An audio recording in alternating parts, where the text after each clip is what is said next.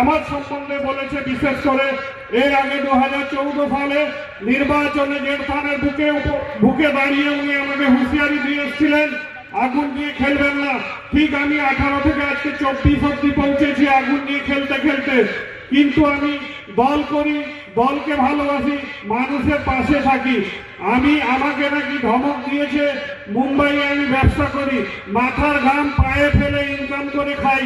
গদ্দার অধিকারীর মতো খবর কাগজে মুড়ে টাকা নিয়ে আমি আমার সংসার গাড়ি আমি বাহিনী নিয়ে ঘুরিয়া আমি শ্রম করি মুম্বাইয়ের বুকে। আমার অ্যাড্রেস দিয়েছে যারা তার পেছনে মঞ্চে বসে হাততালি মারছিল তাদের হাতে মাপ আমি নিয়ে রেখেছি। যদি ক্ষমতা থাকে অ্যাড্রেস দিন, না হলে যারা আজকে লুকিয়ে বিজেপির দালালরা যারা লুকিয়ে এদিক ওদিক জানলা খিড়কি দিয়ে উকি ঝুঁকি মেরে দেখছেন, আমার মুম্বাইয়ের অ্যাড্রেস লিখে নিন, আমি দিয়ে যাচ্ছি মুম্বাইয়ের অ্যাড্রেস। সে মহারাষ্ট্রে বলেছিল মহারাজ শিবাজি মহারাজের রাজ্য দেবেন্দ্র ফডনবিস মুখ্যমন্ত্রী, উনি জানেন না। আমি ওনাকে বলছি আপনি দেবেন্দ্র ফডনবিসের কাছে গিয়ে আমার কাছে পৌঁছাতে সময় লাগবে। মহারাষ্ট্রে মুম্বাই একটা রাজ্য, সে রাজ্যের জেলা সভাপতি হচ্ছেন আশিস রেহল, উনার নাম্বার সহ দিয়ে যাবো, তোমার দালালকে পাঠাও। মুম্বাইয়ে আন্ধেরিতে থাকি, আন্ধেরিতে আমার অফিস আছে, আন্ধেরিতে আমার ঘর আছে, সাত বাংলায় ঘর আছে। আসুন অ্যাড্রেস লিখে নিয়ে যান। আমার প্যান কার্ড দিয়েছি, এখানে মিডিয়া বন্ধুরা আছে উনাদেরকেও প্যান কার্ড দিব, আধার কার্ড দিব। আমি মহারাষ্ট্র গভর্নমেন্টকে ট্যাক্স ভরি, ইনকাম ট্যাক্স ফাইল আছে, 1 কোটি টাকা জিএসটি ভরি বছরে। গদ্দার অধিকারীর মতো লুট করি না, তাকে লজ্জা থাকা দরকার।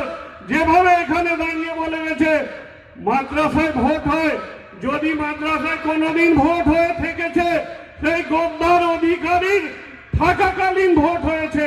মাদ্রাসায় কোনোদিন ভোট হয় না, কোনোদিন মাদ্রাসা হোক মন্দির হোক যে যা ধার্মিক স্থান আমরা সেখানে যাই, মন প্রাণ রাজনীতি দূরে রেখে আমরা সেখানে ধর্মের যে যার ধর্মের মানুষ যে যার ভগবান আল্লাহকে ডাকতে যাই নিজের মনে শান্তি পাওয়ার জন্য। সে কি বলে যাচ্ছে এখানে আজকে আপনারা জানেন, সে এমন পরিস্থিতিতে পৌঁছেছে, একটা হিন্দিতে কাহাবাত আছে নঙ্গা নহায়েগা ক্যা নং নিচড়েগা ক্যা, সেই জায়গায় গিয়ে পৌঁছে আছে। আমি তাকে বাংলায় বলেছে, আমি তাকে এখানে বলে যাচ্ছি মারাঠিতে। আমি দীর্ঘদিন মহারাষ্ট্রে আছি। मराठी महाराष्ट्र तुझ्या बापाचा नाही अधिकारी, तुझ्या गाळात दम आहे तर माझ्या बंबई मध्ये काय करू शकते करून दाखव।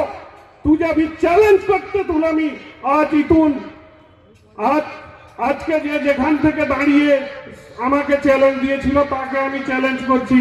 মুম্বাইয়ে কি জেঠথানে আমার বাড়ি, মুম্বাইয়ে সমস্ত অ্যাড্রেস দিয়ে গেছিলাম। অনেক নেতৃত্ব আছেন, ওনারা আরো বলবেন, আর দীর্ঘায়িত করছি না। যারা বলছেন একটা ছোট্ট কথা বলে শেষ করব। আমি আমাদের এই এগুলো বিগত দিনে তৃণমূল থেকে লুটে ফুটে খেয়ে হিষ্টপিষ্ট হয়েছে শঙ্কর বেরা নাম নিয়ে বলছি। সেদিন পাবলিক তোমাকে যে কুকুরের মতো ছুটাচ্ছিল, সেখানে যদি এই আইয়ুব খান না থাকতো তোমাকে আজকে রক্ত নয় তোমাকে কোথায় অ্যাডমিট থাকতে হতো সেটা তুমি বুঝতে। কোলে আগলে নিয়ে গিয়ে যাতে জনতার মাঝখানে তার অবস্থা খারাপ না হয়ে যায়, কোলে আগলে নিয়ে গিয়ে তার গাড়িতে তুলে সুস্থভাবে তাকে পাঠিয়ে দিয়েছি। আইয়ুব খান দায়িত্ব নিয়ে বলছি, আমরা জঙ্গি নয়, আমরা মানুষের জনগণের সেবা করি, জনগণকে ভালোবাসি মন প্রাণ দিয়ে। আমরা রাজনীতিতে কোনো ধর্মের রুটি শেখার চেষ্টা করি না, সবাইকে নিয়ে একসঙ্গে চলি। জেঠথানে আপনারা ভালো করে গিয়ে গুনে নিলেন মাইনরিটি বেশি আছে না আমাদের অন্য ধর্মের লোকজন বেশি আছেন, সেখানে মাইনরিটি বেশি নয়। সেখানে জেঠথান আমাদের যে মৌজা আছে তাতে যদি এক একজন করে গুনে নেন তাহলে মাইনরিটি কম আছে।